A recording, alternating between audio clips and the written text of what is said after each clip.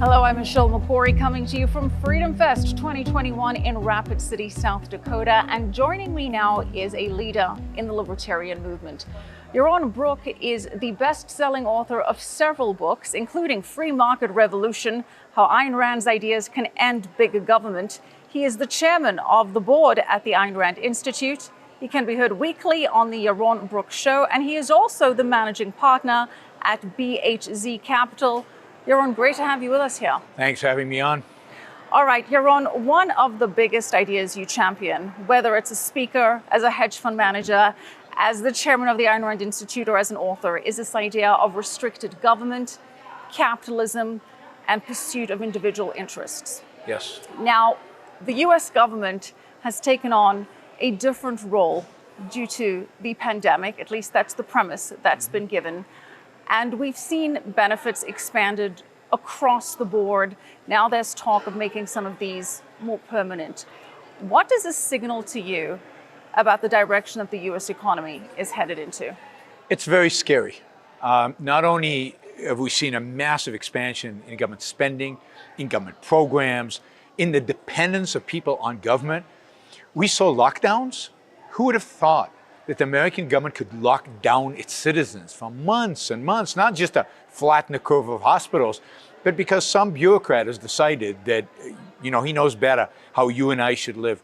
So generally, I think what COVID has provided us with information about is the fact that the American people are willing to behave like sheep when the government dictates what they should and shouldn't do.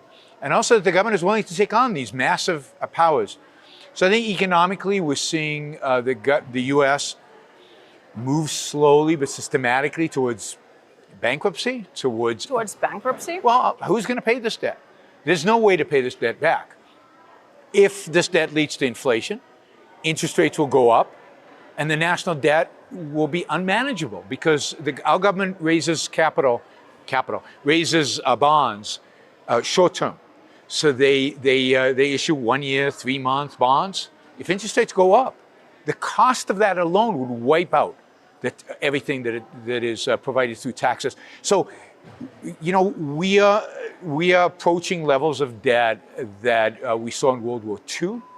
But in World War II, right after the war, we ran surpluses. So we paid it all back. Nobody's going to run a surplus today. Politically, that's impossible. They're just talking about spending more and spending more and spending more and raising the debt even to new heights. So that scares me. But what really scares me is the fact that the American people now view themselves as completely dependent on government, right?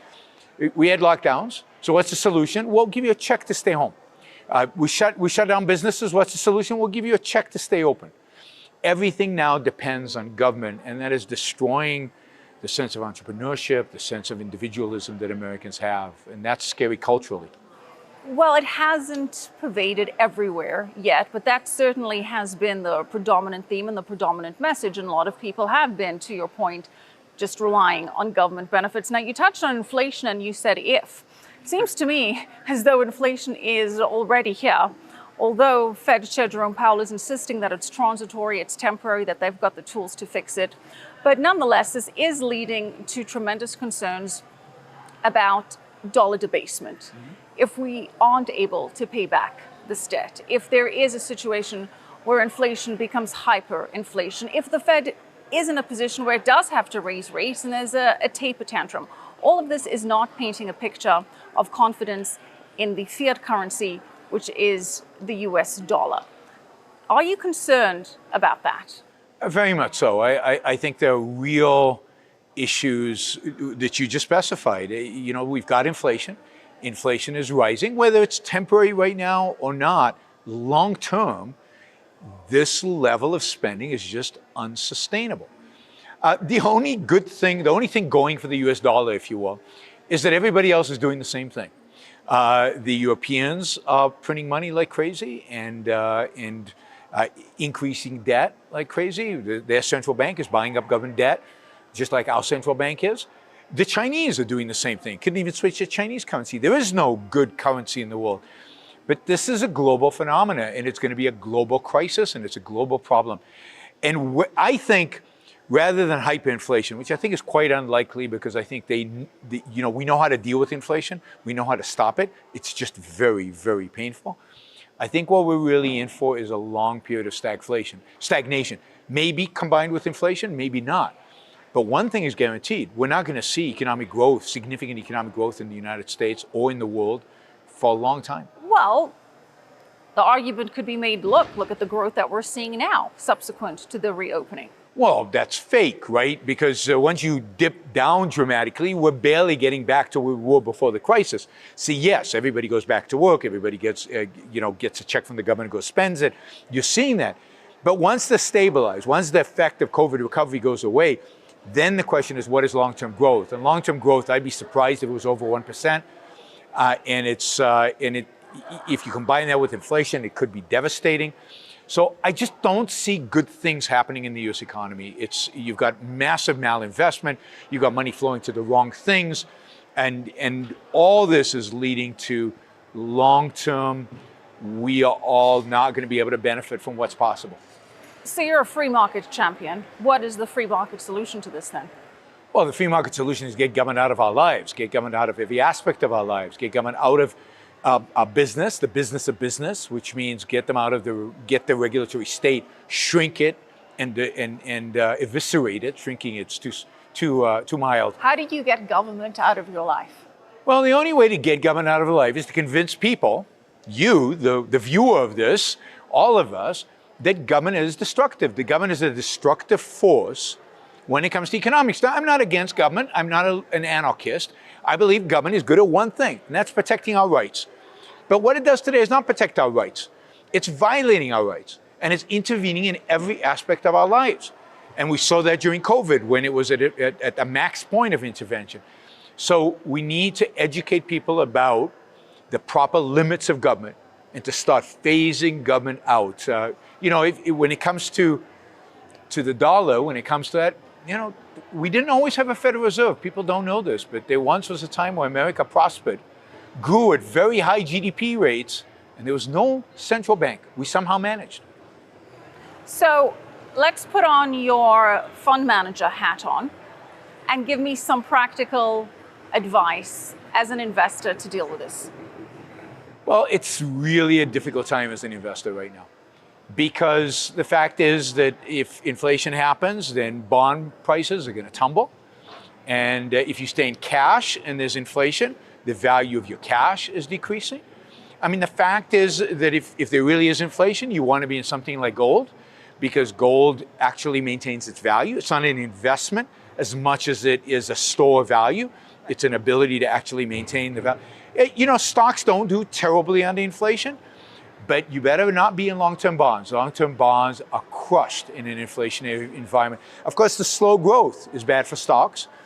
It's, government intervention in the economy and slow economic growth are not good for investors. As an investor, I want freedom.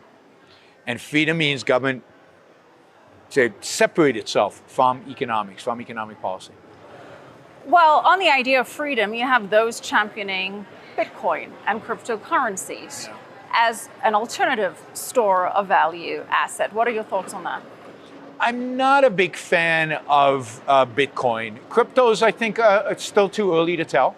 I think we'll see how they evolve. I don't think crypto is going to be a store of value. I think crypto is going to be a facilitator of transactions. Smart contracts are something I think that is very interesting. The whole blockchain phenomena is an interesting phenomenon. I don't think it's a currency. I like gold as a currency. I'd like to see cryptos backed by gold. But at the end of the day, gold is money. Money should be a commodity. Money should have some reality to it, some physical reality. Although there's been a push to make a gold legal tender by some members of Congress, that's not going to happen. No, but I also don't like the idea of legal tender. I'd like the government to stop having legal tender. They should have, the only sense in which the government should intervene in the currency is say, okay, we accept gold as payment for taxes. That's it. Other than that, they should have no involvement in currency. But, gold is a good way. The ideal would be shut down the Fed. It would take some time. You'd have to phase it out. But the ideal would be private banking, where the banks issue the currency. It used to be that on a dollar bill, you had the name of the bank that issued the currency. And that money, in order to be legit from the marketplace's perspective, would have to be backed by something. I think the best thing to back it up is by gold. But it should be private banks. It should be competitive.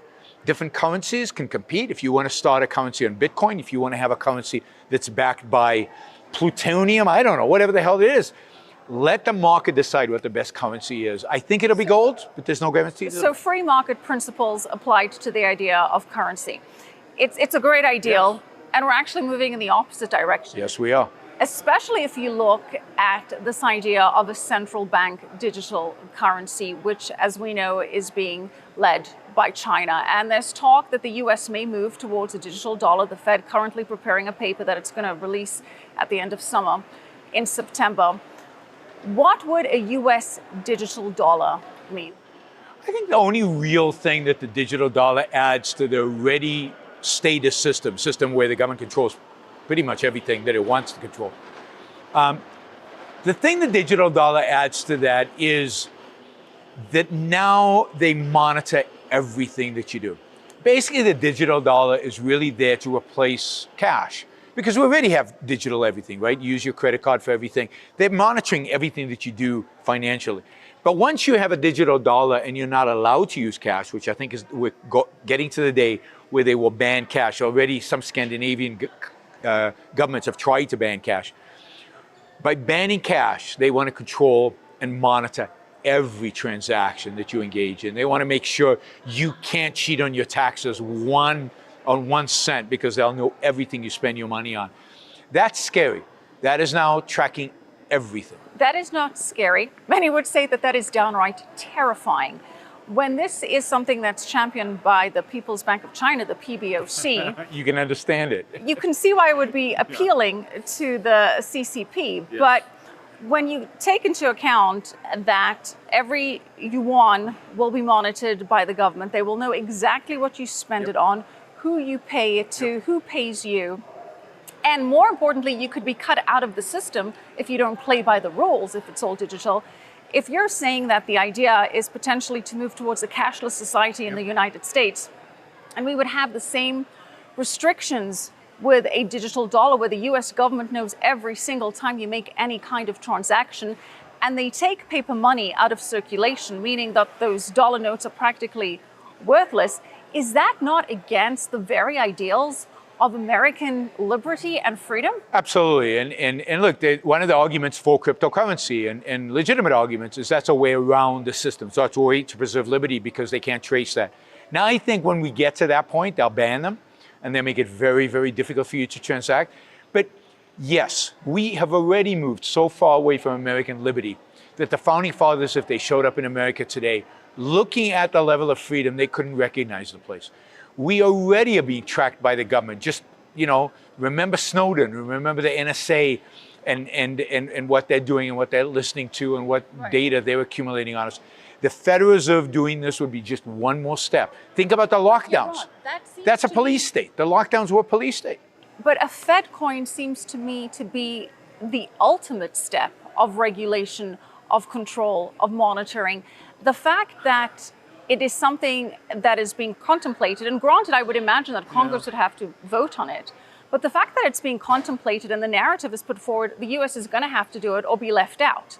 Do you think it's an inevitability? I don't see who's resisting it. I don't see the American people standing up for their freedoms. They didn't. Should it be resisted? Oh, absolutely. But so should have lockdowns. So should have much of what's happening in the world today. So should be the very fact that the NSA has a file on every one of us. So there's a lot that should be resisted. And the fact that the American people are acting like sheep and accepting what government tells me that liberty, the spirit of liberty, is kind of dying in this country. And it's tragic and sad. And this is what needs to be fought. And we need to resurrect that spirit. And maybe it'll take a shock to the system like a Fed coin, but I doubt it, because the shock should have come during the lockdowns. I mean, to me, I keep repeating that because to me, that's so shocking. The idea that you would be told you have to stay in your apartment for X number, or you can walk for a block or 2 blocks from your home, and that everybody would go, oh, okay, we'll do that. That to me is so anti-American.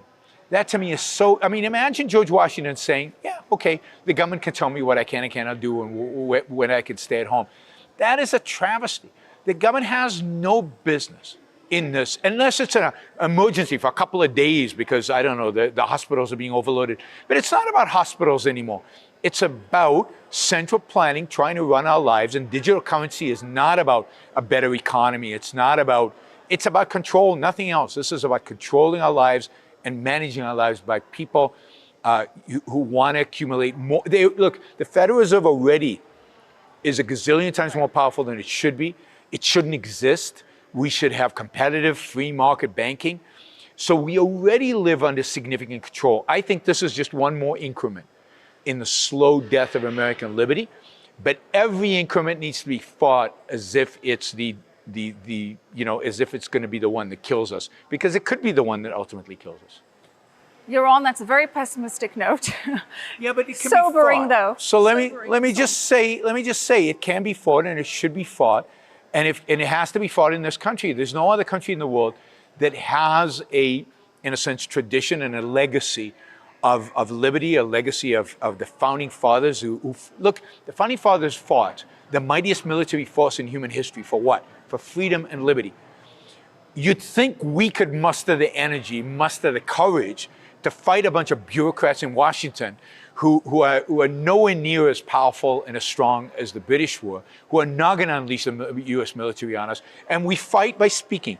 We fight by talking about it. We fight by educating people. We fight by going out there and explaining. And I think if we do our job, we can still reverse this. It's not too late. Well, you're certainly doing your job of speaking and educating and being very vocal. So thank you for speaking with us here at Kitco News. Yaron Brook, we really appreciate it. Thank you. My pleasure. Thank you.